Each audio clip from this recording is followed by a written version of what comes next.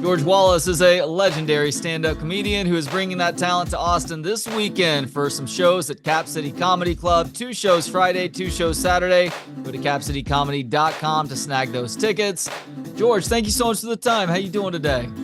Good morning, good morning, good morning. I feel good. Is it morning or afternoon? I don't know what time. I'm on the East Coast, so I'm a little crazy. You're right there on the edge of morning to afternoon. It's 10 o'clock here, Austin time, and I can't wait for the afternoon because I love when things warm up a little bit. The sun is shining bright right now. It looks like you're going to get some nice weather here in Austin this weekend. I'm curious, for a guy like you who has done so much comedy over the years, how much time have you spent doing comedy here in Austin? That's a very, very good question. Absolutely no time in Austin. After 47 years of comedy, I was there maybe 30 years ago. I was opening for Tom Jones, but I haven't been back. I do remember it being a beautiful city on the river. And I was always confused, and maybe you can help me out. Is that the Colorado River It is in the Austin? Colorado River, but it's known by a couple different names too. So people will call it Town Lake, people will call it Ladybird Lake. So even though people in this town refer to it as the lake, it is the Colorado River. Yes. So The lake. done by you. Because we have a Colorado River in Las Vegas, and it bugged me. How are there 2 Colorado rivers? Is it not the same river? How could it be? You're in Texas. How could it get over to Vegas? Rivers travel, as they say. But that would be directly across. Is Las Vegas directly across from Austin? I think it winds a little bit because I believe the Colorado River starts in California maybe, or maybe I'm completely off on that. I didn't make good grades in geography as a kid, George, so I'm probably wrong about that. Well, we'll have to find that out. That's a job for everybody listening today.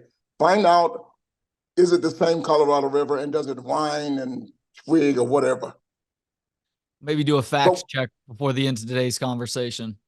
Before Friday and Saturday night, have that information for us, and we'll be able to do that in the club, okay? There you go. So as far as the show that people can expect the unexpected. You go up there, as you've talked about in other conversations, without a game plan. You've got a lot of written material, but you just basically take the night where it takes you. And is that still how you're doing things all these years later? That's right. That's why I'm coming into Austin tomorrow night. And tonight, I'm coming to Austin tonight, and I'll be there Friday and Saturday at Cap City Comedy Club. Looking forward to having a good time. I've heard nothing but great things about the city. That's why I wanted to come down. And I said, I haven't been to Austin, so much talk about it, and it's supposed to be like the city. I said, well, I've been everywhere, man. I've been everywhere. Let me go to Austin. Well, the city is, amongst other things, turned into this stand-up comedy mecca, which I'm guessing is part of the reason why you're coming here too. I mean, Cap City opened back up. The Helium people did a great job of building this club out. It is a beautiful club. Joe Rogan obviously has his club here, and there's several other clubs that just have world-class comedians coming in each and every night. This is truly a great town to watch the art form of stand-up being performed. Well, and the other side is, if you can't laugh in Texas, you can't laugh anywhere. You're not living, okay? You got to laugh in Texas. There's so much to laugh about, and so many religious churches. Look, let me ask you a question. All those churches in Texas cannot be the First Baptist Church, okay? It's 100,000 first. One of them was brand new. Last time I was in Texas, how the hell are you going to be the First Baptist Church and you only open 2 months? At some point, there's got to be a second and a third Baptist church. You're right about that. It's got to be. So it's crazy. So we're going to laugh in Texas. We're going to talk about your barbecue. We're going to talk about everything, man. I can't wait to get there. Not only me, I got your great Marshall Warfield with me. So it's going to be a double headliner. So that's great. How long have you and Marsha known one another? Because obviously y'all were hitting it big as comedians back in the late 70s and 1980s. Does your relationship go all the way back to then? Oh, my God. You said y'all. Y'all. It's a great word, George. I highly recommend everybody use it. Y'all means everybody, all y'all, right? That is so cool. That's right. So yes, when I got to California in 1976, Jerry Seinfeld and I pulled up to the Comedy Store in 1976. Guess who was standing there? Marsha Warfield. So she's been in it a little longer than me, but we both are going to be together. She's a great friend, and she's on night court right now again. So that's going to be great to see her at Cap City Comedy Club. Friday and Saturday, 2 shows Friday, 2 shows Saturday. So you really hit the ground running with your comedy career. Started in New York, you guys move out to LA, and you were working the Comedy Store regularly once you got there, despite Mitzi Shore saying that you didn't quite have it just yet. You were still getting booked 5 nights a week. Was there a point where Mitzi finally came around and agreed that you were, in fact, a good enough stand-up comedian to be a paid regular at the store?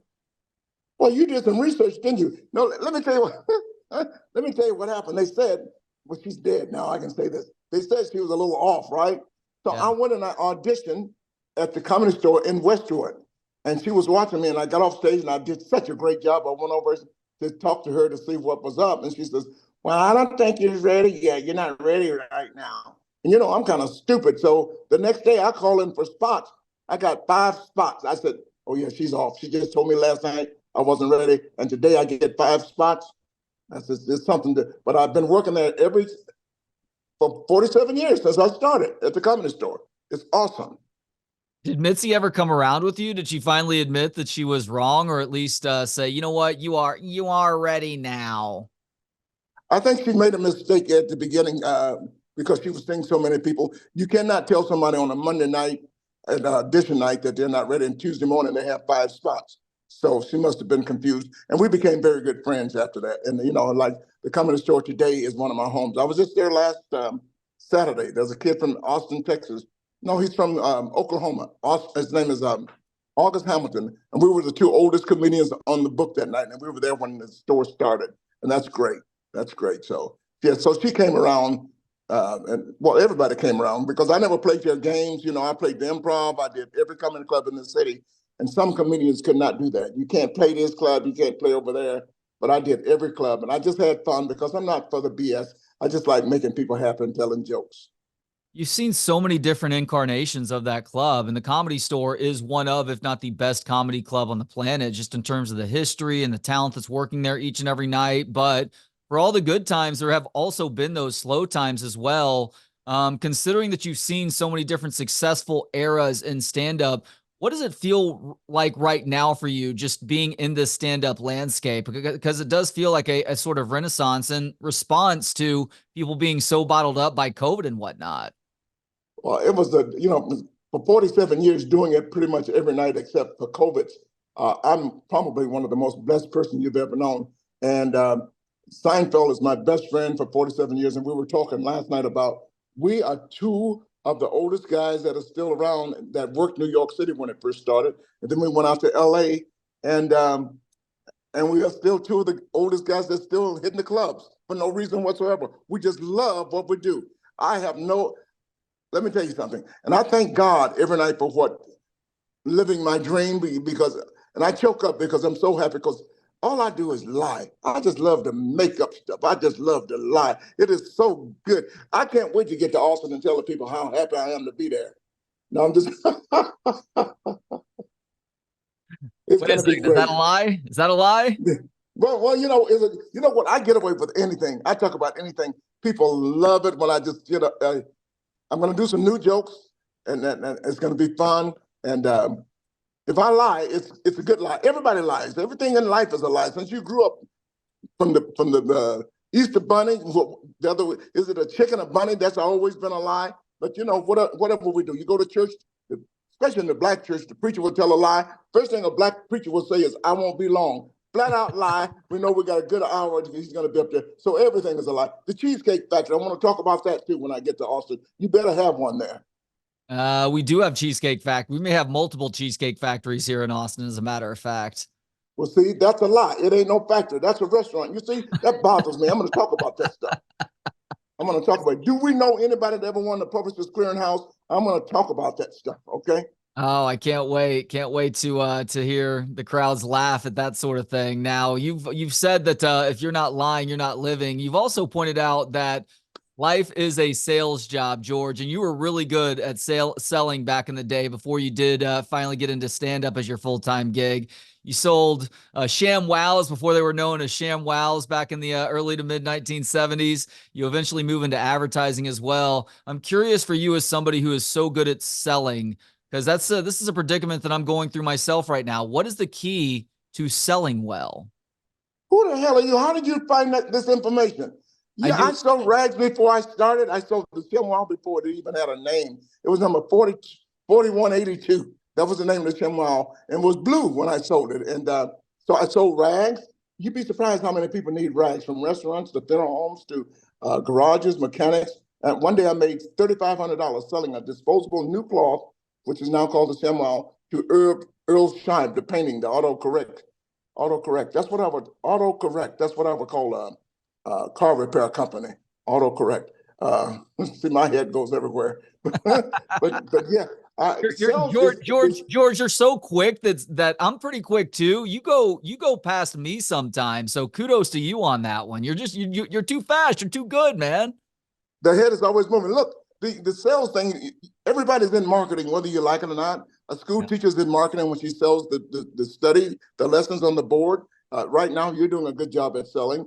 We're in media, and that's what it's all about. I just love what I do, selling laughter, because laughter is the greatest medicine in the world. I'm coming in. I'm not even on Thursday, but I'm going to go to Joe Rogan's club on Thursday night to say hello. Yeah, I don't know Joe. Do you know Joe? I got to meet him. I got to say hello to him while I'm there. I So don't, but I know people at that club. Have you already talked to somebody there to ensure that you can get up on stage for a few minutes? Because if not, I'll help you out with that.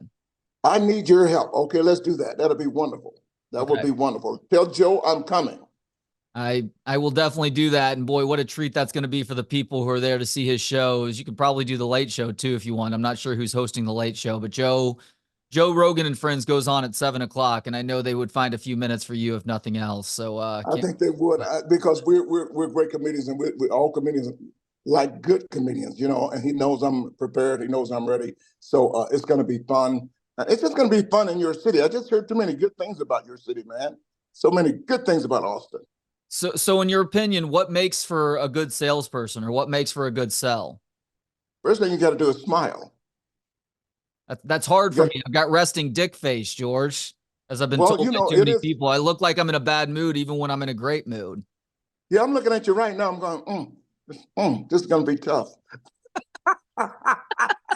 Don't worry about it. Don't worry about it. But being yourself, sales is the greatest thing. It's another term for bullshit. I Yeah. don't know if I can say that on the show, but that's all marketing is. Another term for BS, and it's amazing. But I love it, and I tell you what, I got the greatest job in the world. I can't wait to go up and do some sales tomorrow night and Friday and Saturday in your city. And I'm looking for some good barbecue too. That's another lie. Texas claim they got the best barbecue in the world. They always do. There's different great barbecues. If you're talking about best brisket in the world, Texas does it better than anybody. And I'd be happy to send you a recommendation for a place or two. Styles Switch, which is pretty close to where you're going to be staying in the Domain near Cap City Comedy Club. Okay. Excellent barbecue, and you're not usually having to wait in those 2 to 3 hour lines either. I don't know about you, but I have a line abhorrence, George. I don't like waiting in line for anything. Certainly food, certainly barbecue in Texas, where there's so many great options. You don't necessarily need to wait in a 3 to 4 hour line to find good brisket somewhere in this city. Are you trying to tell me somebody waits in line for 2 hours to eat? Not even kidding you, dude. It's mind blowing to me. People wait in hour long lines to get fast food burgers at In-N-Out or Whataburger or P. Terry's. Meanwhile, the parking lot is empty. You could park your car, walk inside, and get that same food in 5 to 10 minutes. Isn't that the truth? On the best drive-in service, the best people that work in those fast food restaurants are at Chick-fil-A. There's more Chick-fil-A's in the state of Texas than any other state. And I'm from Atlanta. So that's saying a lot. But one good thing about the employees at Chick-fil-A, I hope they hear me. Maybe they give me a free sandwiches. They're the nicest people in the world. I don't know what the hell they get to. You could go to Chick-fil-A on a Saturday night at 10:49 and be in the drive-through. When you get up to the window, they say, "I'm sorry, sir, we close at 11." You go, "But I've been waiting in line, sir. I'm sorry, we close at 11." And you can curse them out, "You ugly bastard," and they will say, "It's my pleasure. It's my pleasure." That's all they'll say. But I'm telling you, don't you try this at Popeyes. Oh, don't you try that at Popeyes. Ooh, they're ready to kill you. They'll dip you in the hot grease at Popeyes. No, Everybody's mad over there. you'll end up on World Star Hip Hop video fights. Is what'll happen if you try and do that at Right? Popeyes. Popeyes is mad when you order. What do you want? It's just crazy. But we're going to have some fun in Texas. I can tell you that right now. And I've been to the big cities, Dallas and Houston. Joel Osteen is a good friend of mine. Do you guys sell Visine in Texas? Do we sell Visine? We absolutely do. Yeah. Clear Eyes too. But does Joel Osteen know about that? Why do you ask? He's somewhere blinking right now. You ever seen Joel Osteen? He's blink. Why does he blink so much? It's great. You're He's right. He probably received it. has dry eyes, or maybe maybe some people they blink when they lie. Maybe that's a part of it. Oh no, you didn't. No, you didn't. They blink when that wasn't saying they if they're blinking, they're lying, huh? Oh man, I Oh my blink a goodness. lot, so I hope that's not true because I can fashion myself as a pretty honest person. You're coming close. That's the first sign of somebody lying. If they say to be honest, look out. To be honest, Oh yeah, look out. Hey, yeah. let me ask you this. You want the God's honest truth? Look out. How about the courtrooms? Why do they have Bibles in the courtroom? That's why we're here in the first place, right? Somebody's lying. I can't wait to try these new jokes out. I have my legal pad with new jokes on it right here. I keep my legal pad. If they're not on the legal pad, they're not legal. So we're God, gonna be doing a lot of. I love to see that. I love to see when a comedian brings out, and a lot of comedians bring their phones out now, but I love when somebody brings that pad out where they've got jokes that they're going to try out. Like that is a beautiful part of the art form. How about that there? You know what? We're gonna have a good time because I talk to the audience. I try new jokes, and they love it. You know why? Because I'll tell them if the joke doesn't work, I'll just go. Joke needs work. They love that. Joke needs work. Very funny. Joke's very funny. Very funny. And then I'll do a joke like this. Joke's funny. Audience sucks. They go berserk when I say that. They go berserk. So it's going to be a lot of fun. Thank you for helping me out. I'll definitely be doing these new jokes, and that's great because it's getting that time of the year. I have down here weddings, May and June. It's getting ready for weddings and graduations. People want stuff for free, housewarming. I'm sick and tired of these housewarming. People want me to, they bought a house, they want me to furnish it. BS, not going to happen. Weddings. I'm tired of going to weddings too. I'm going to talk about that. Everything. Hey, so considering how good of friends you are with Seinfeld, George, have you Yeah. spent time around Larry David? And if so, do you have a classic Larry David story, considering that he is one of the all-time characters at this point? Well, Larry is different, and we went to a ball game together, and last year, he's just different, and I've known him for 47 years also. Um, uh, I don't have a classic story of him except going to the baseball game when it's 39 degrees outside and he has no coat. Then I got to give him my coat. He looks stupid and he's still complaining and we were inside. Um, but he's crazy like everybody else. A lot of fun. And the show is just, I wish I was on the show because those are my thoughts. Curb, those are my thoughts. There's always complaining about anything, going to somebody's house. People want to show you their house. I don't want to see your house. I don't want you to come to my house either.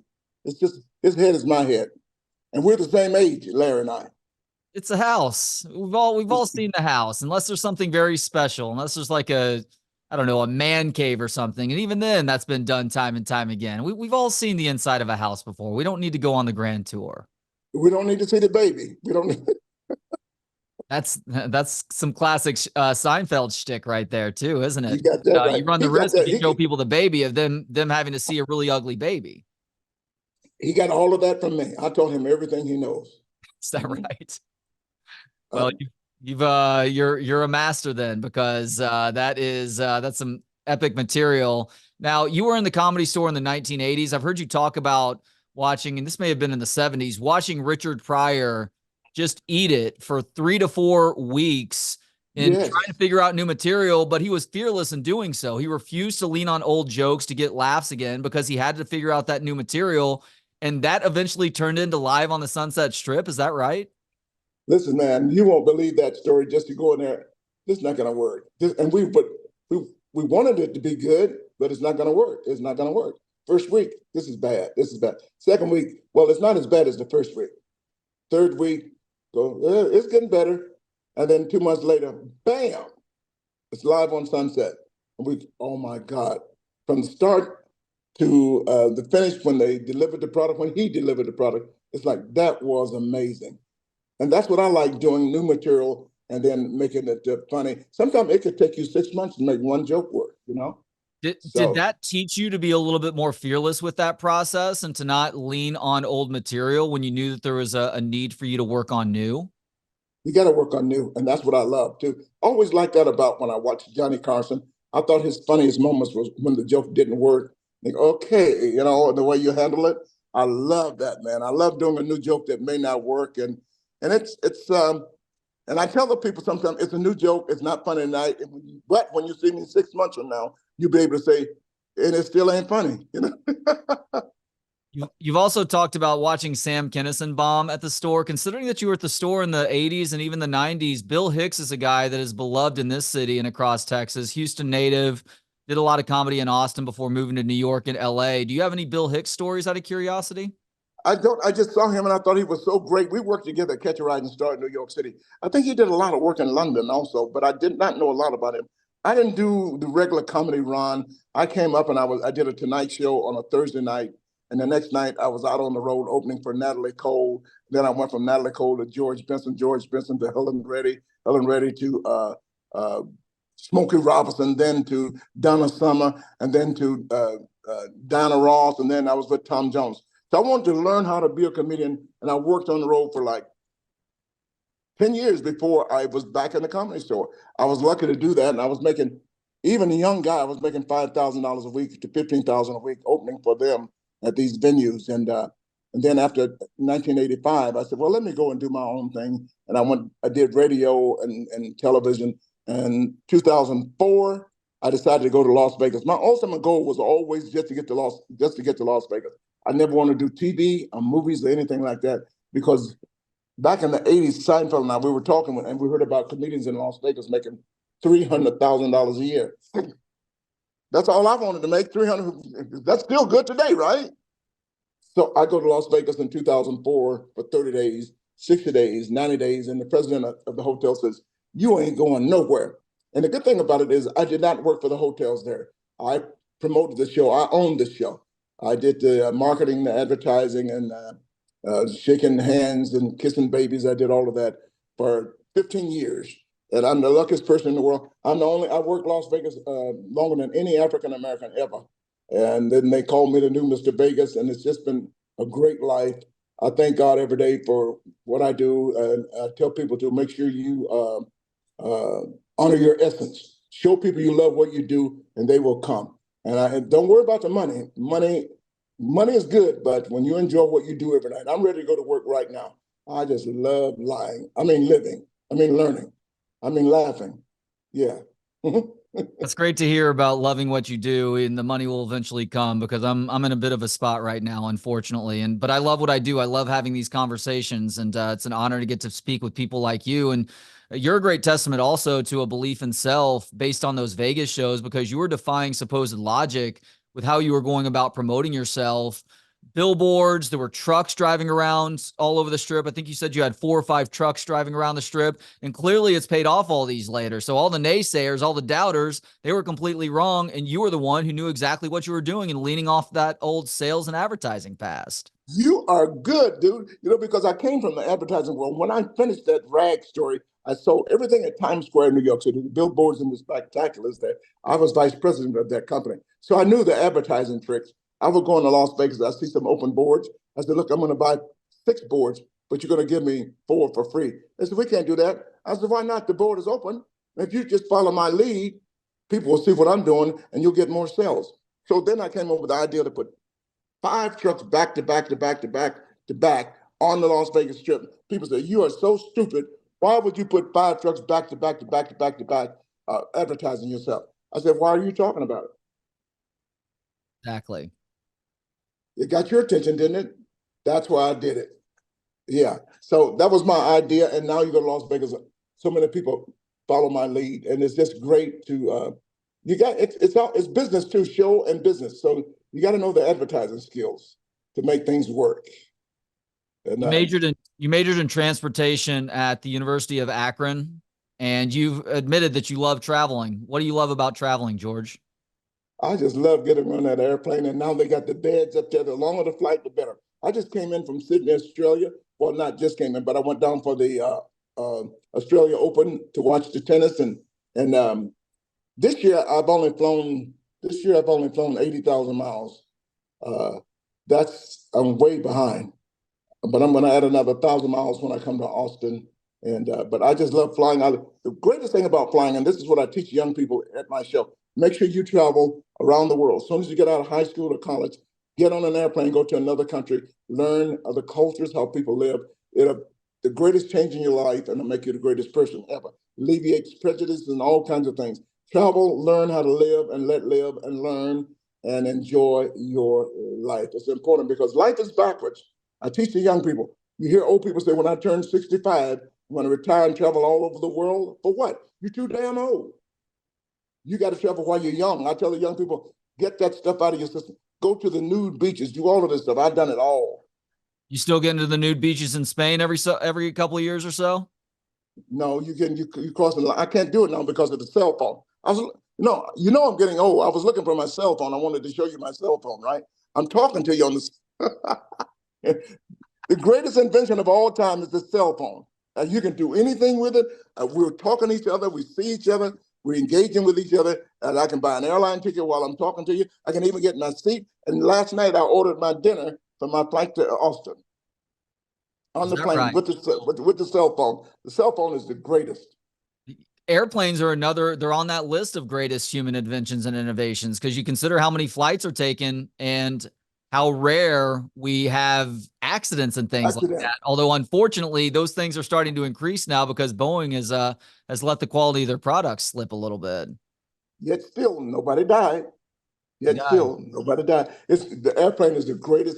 It used to be number one, but this phone is really good now. I can go to Paris right now and on this phone. I can go up in the Eiffel Tower with this phone and take a visual tour right now. I don't have to use the airplane. Airplane used to be my number one greatest invention, but now it's the cell phone for me. All right, I last mean, you can question get a now. degree. You can get a degree with this telephone. When we went to school, we had to figure it out with our hands and our head. Now you can do everything. You can actually get the test on the phone before you go take the test.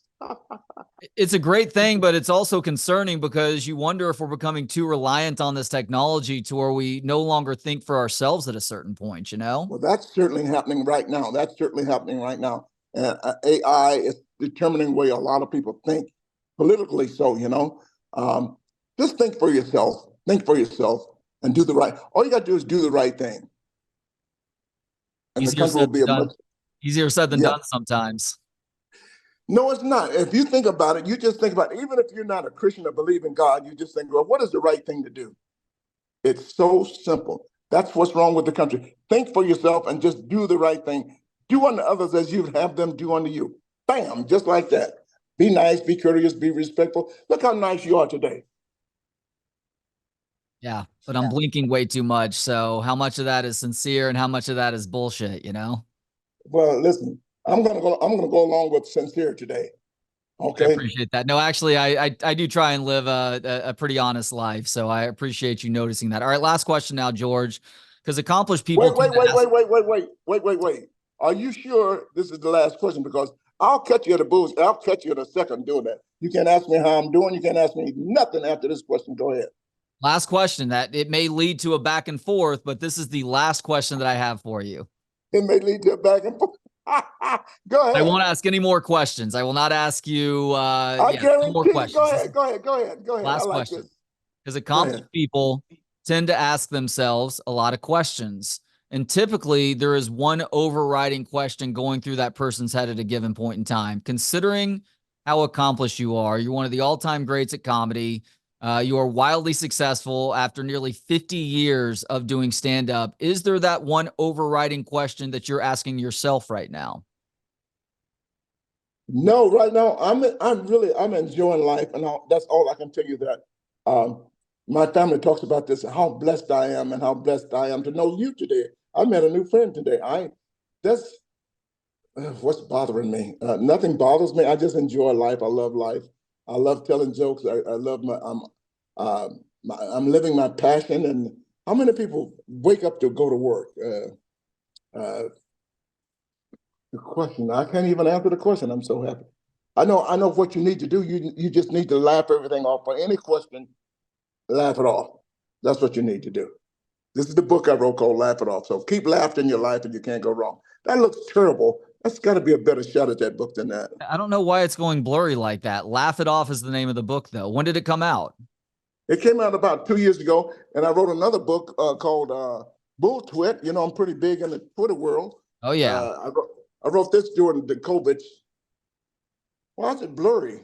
I don't know. That's doing an autofocus thing or something. There, back it up a little bit. Back that thing up. I don't know. Yeah, there. Well, it shows up for a second and then it gets blurry again. I don't know, but I'll make sure to post pictures on the It's a cheap ass telephone. I'll send you a photo of it too. Okay. I appreciate that. There it is, You Bull gotta Twit do it. that's there, and that's Bull self. Twit and I'm not whatnot. asking questions, but that is self-published by you, so kudos on those things. Okay. Hey. But this is the most important one. Laugh it off. No matter what the situation is, keep laughing in your life. Laughter is the greatest medicine in the world. Laughter is free medicine. That's why we encourage people to overdose on laughter and keep it in the reach of children. And when you start laughing for more than 4 hours, then you call your doctor and give the doctor the same prescription so the doctor can laugh along with you. It's good to laugh. Once again, when you stop laughing, you stop living. Wonderfully said there. He is the legendary George Wallace, going to be at Cap City Comedy Club this weekend. 2 shows Friday, 2 shows Saturday. Go to capcitycomedy.com. Check out the books, Laugh It Off, and Bull Twit. You can find those through his website. Is that georgewallacecomedy.com, George? There you go, George Wallace. And also this weekend, the great Marshall Warfield will be with me. It's a great show. And I tell you what, you never know who's going to stop by. We got some local comedians that will stop by. We're going to have a good time in Austin. You know, that's it's going to be a good show when Marshall Warfield, another legend, is the feature for a guy like George Wallace. George, thank you so much for the time today. Thank you for your sunny disposition. And thank you for all these years of providing people the medicine of laughter, man. I really, really appreciate it. This has been a real honor today. Thank you so much. Call anytime, okay? Thanks to Gentleman Jesus for the intro and outro music. Hear more of his work at gentlemanjesus.com. Thanks to you for hanging out. For more of the show and to connect on social media, visit booksonpod.com. We'll talk to you next time on Books on Pod.